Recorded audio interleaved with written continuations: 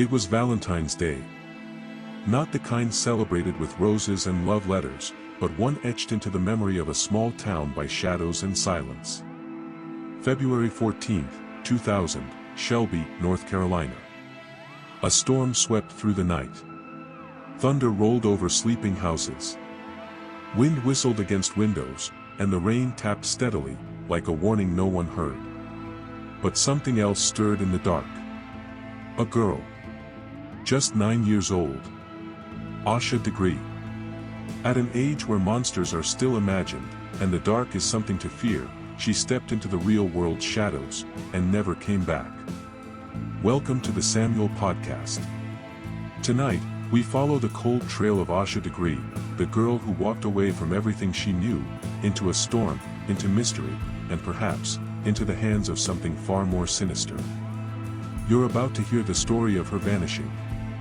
It's a story of contradictions, of love and fear, of innocence and danger, of hope stretched thinner with every passing year. A case that began in a quiet bedroom, and has led nowhere but darkness. Let's go back to where it all began. Shelby, North Carolina, early 2000s. A small, peaceful community where everyone knew everyone. A town where doors stayed unlocked and children played in the streets without fear. A place where something like this wasn't supposed to happen. Asha Degree was a 4th grader at Falston Elementary School. A basketball player, a shy book lover, a rule follower. The kind of child teachers adored and neighbors trusted. Her parents, Harold and Aquila, raised her in a structured, faith-based home. They didn't own a computer. They monitored television carefully. Asha and her older brother O'Brien were close, sharing a bedroom and a bond that only siblings that age can truly understand. On February 13th, a Sunday, things were normal, almost. The Degree family attended church, then spent the day relaxing at home. Asha played in a basketball game the day before. She had fouled out and was a little upset. But it wasn't unusual. Kids get emotional.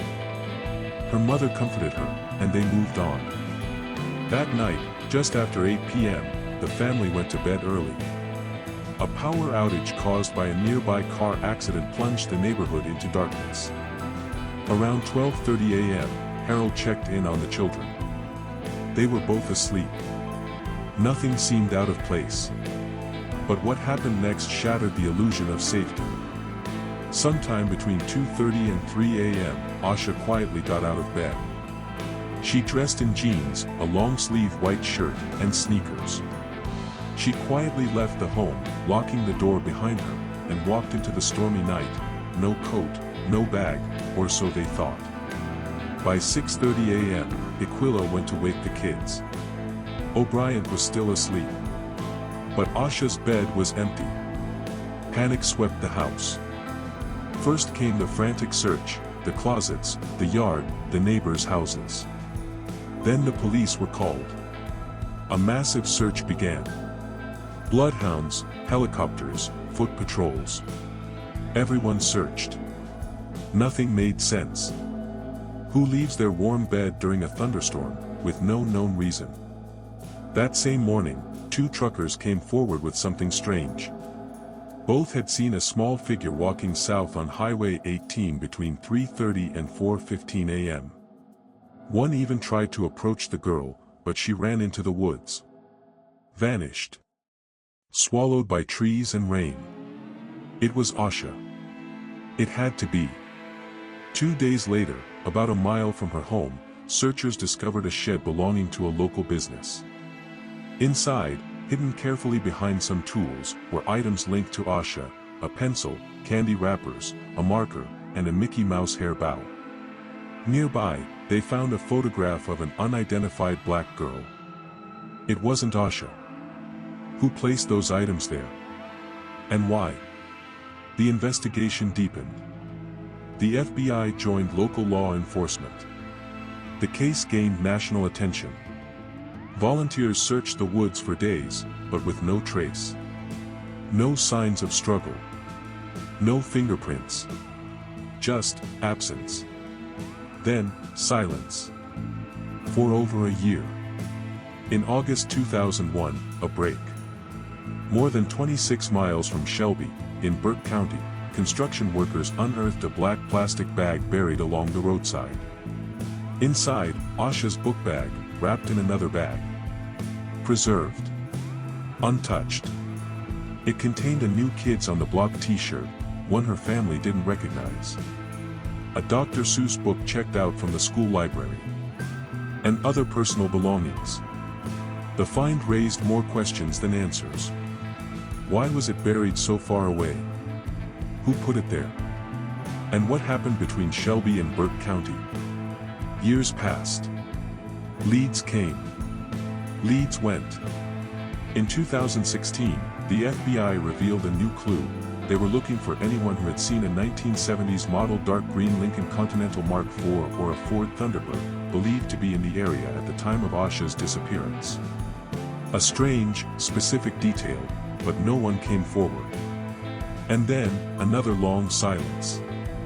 Until September 2024. After more than 2 decades, new search warrants were executed in Cleveland County. A green 1964 AMC Rambler was seized from a property once owned by Roy and Connie Dedman. The FBI believed it could be connected to Asha's case. The Dedmans, a local family with deep ties to the community, were suddenly persons of interest. Digital evidence revealed disturbing messages. In one, a family member texted, "The theory is I did it." A joke? A confession? No one was laughing. Law enforcement remained tight-lipped. More properties were searched. Items seized. Evidence analyzed. Still, no Asha. Her mother, Aquila, has never given up. She visits the memorial each Valentine's Day. She holds on to faith, to hope, to the image of her daughter coming home. But behind every step forward, lies an unshakable mystery. Why would a girl with no history of rebellion, afraid of the dark and thunderstorms, walk alone into the night? Who could have lured her out? Who knew her fears, and how to use them? Was it someone she trusted? A stranger? Someone in that car on the highway? So many questions remain unanswered. So many details feel like pieces from different puzzles. And the longer the case stays cold, the more chilling it becomes. And now, we turn to you, the listeners, the seekers, the thinkers. What do you believe happened to Asha Degree? Was it a planned escape? A child lured by someone she trusted? Or something even darker? Why did she run when the trucker tried to help? And who buried her belongings, so deliberately, so far from home? If you have any thoughts, theories, or even the smallest piece of information, we urge you to come forward. No detail is too small. You never know what could unlock a case that's waited 25 years for answers. Let Asha's story be heard. Let her not be forgotten.